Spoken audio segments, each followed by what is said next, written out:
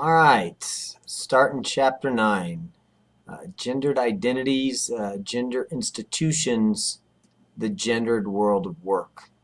Um, Gender in the workplace might be the most important, most impacting place that gender plays out in our adult lives.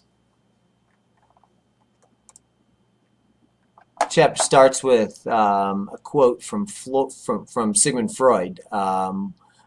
Stated that once wrote that the two greatest tasks for all human beings were to love and to work.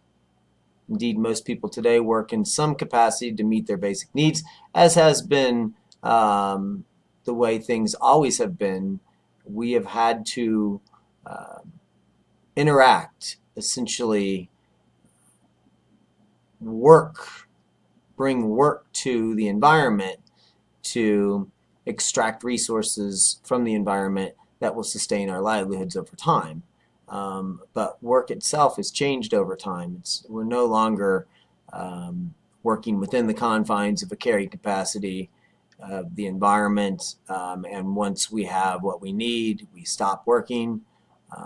Now we are encouraged to believe that everything we do must be seen in relationship to work, and that the vast majority of the hours that we have on this planet are to be spent toiling away at work.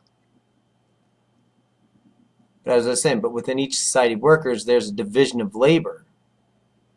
And as you can imagine, this is a course on gender, one of the most important divisions of labor has come in reference to the division of labor between men and women. What we know is that women's work has traditionally been less valued. Now, when I say traditionally, I'm thinking of the time frame that has covered the period of most of the monotheistic theologies, when God all of a sudden was no longer found on the earth and was some invisible being in the sky. The division of labor began to favor men. In biblical times, a man would be paid 50 shillings or 50 silvers for work, whereas a woman would be paid 30 shillings, about 60% of the value of a man's labor. And so the idea, and of course, then you have the secondary labor market, or women having to take care of the children as well. So they're also, they're not just having to go out and work in the workplace, but then they're having to come home and take care of the household needs, the children's needs, and all that stuff as well. So despite women's labor being less valued, women tend to do the vast majority of work on the planet. You can find this in all cultures. A woman's job is an African woman's job may be carrying a bucket on her head for 4 miles to the stream, 4 miles back with water a couple of times a day. And the men might be sitting around the village doing very little as the women perform these duties. Let's see, over time, the women's labor force has continued to grow. This idea that women were never part of the labor force is just false. Women have always sought work outside of the home. They've always had a desire to seek work outside of the home. Sometimes they've just not been allowed to by men in society. As I said, the percentage of women working over time is going up. In the 1900s, about 20.6% of the labor force was women. Compare that to 2013, where we have about 57.2%. This is true for women of all races and ethnicities. It's true of women entering all professions. It's true for working mothers, even with young children. And today, only about 5% of the families followed the male breadwinner, female homemaker model. So this 1950s nuclear family with a strong male head of household, a mother staying home and taking care of the kids and cleaning the house, and them being able to rely on one wage. Only about 5% of the population actually adhere to that today. And as we know, this is primarily an invention of the 1950s. And so even within the 1950s, when this norm was established, the only families that were primarily engaging in this type of institutional structure were white middle class, upper to middle class families. Our adherence to gender ideologies just no longer fit the world around us. Things have happened. One of the tragedies of our most recent president is that his mantra, "Let's make America great again," harkens back to a time that no longer exists. But unfortunately, white men wish it did. White men rage against the idea of affirmative action. And the only reason that they rage against affirmative action is a hiring practice that is designed to address the positions of minorities and women over time.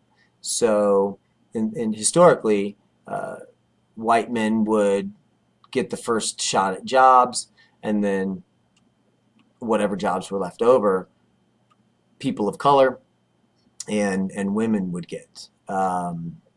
But today, we've passed affirmative action policies that are trying to address and giving some of the jobs, and not very many of them, but just some of the jobs, to people of mixed races, different genders.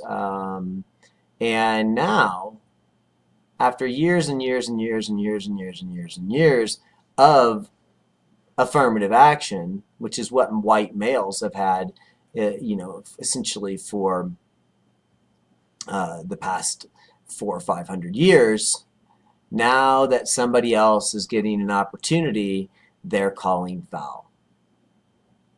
And this really speaks to the changes that are happening within society. We went through a 1950s and 1960s that produced many new civil rights amendments to our Constitution, guaranteeing the protections of equal opportunity to those that have not had them before. So this idea that the world exists like it did in the past is a lie we keep telling ourselves to try and keep that group, men, on top, even as the ground is eroding out from underneath them. There's also a contradiction that exists within this idea. And the contradiction is that men prove their manhood in the workplace. That men socially construct their identity based on the jobs that they do and the money that they make because of those jobs. It gives them, it serves as the basis of who they are. But unfortunately, for men especially, work doesn't make men very happy. So even though it defines their manhood, it doesn't make them happy in the end. Many feel like they cannot fail, yet there's gonna be bumps and obstacles in their way. So if your identity is constructed based on your labor and you lose your labor, then you lose your identity. And that creates an uneasiness in men that's hard for them to shake. And then this idea that women present, or that women are present simply to perform emotional work. That, of course, pigeonholes women into certain occupations that in turn are devalued and over time make them less likely to be successful in the work world. The contradictions are also linked to larger social trends. As I mentioned, affirmative action, those types of policies are addressed to right some of the wrongs from our past hiring practices, from our past social norms that established men as being superior to women. And as women gain more power and these social institutions are turned on their heads, you can almost guarantee that men are going to react. And this is not simply happening in reference to gender. It's happening in reference to race and ethnicity as well, sexual preference, and many other categories that we differentiate ourselves upon. This has been very apparent in the most recent election, where the idea that a strong man can just grab a woman and make her do what he wants her to do, put her in her place, that women should be back in the kitchen, women should be back in the bedroom, and back in the private sphere, not the public sphere. The public sphere is where men interact. It's not where women interact. And of course, I'm saying this to illustrate the climate that we are now in.